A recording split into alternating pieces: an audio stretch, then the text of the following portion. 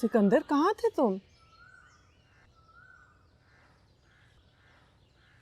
देखो, तुम जो कुछ कर रहे हो ना, उसकी वजह से हम सब बदनाम हो रहे हैं। प्लीज अब घर वापस आ जाओ। रियली? तो इससे पहले यहाँ पे इस तरह कुछ नहीं हुआ?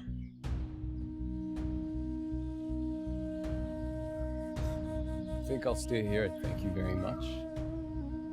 खामोश।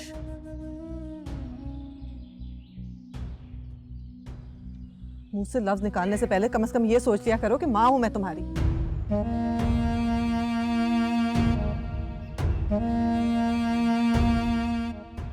और सब कुछ तो फिरोज ने तुम्हें बता दिया, लेकिन रिस्पेक्ट नहीं सिखाई।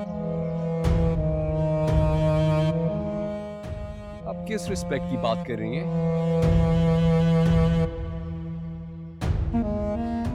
वो माँ जो अपने बच्चे को 5 साल की उम्र में अपने से दूर कर दे,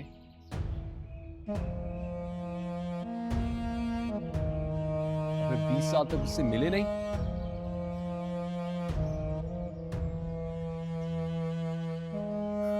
I don't think she should talk about respect.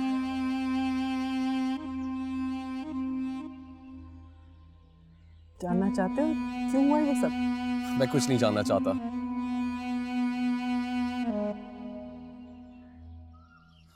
जो कुछ भी करूंगा मैं खुद करूंगा।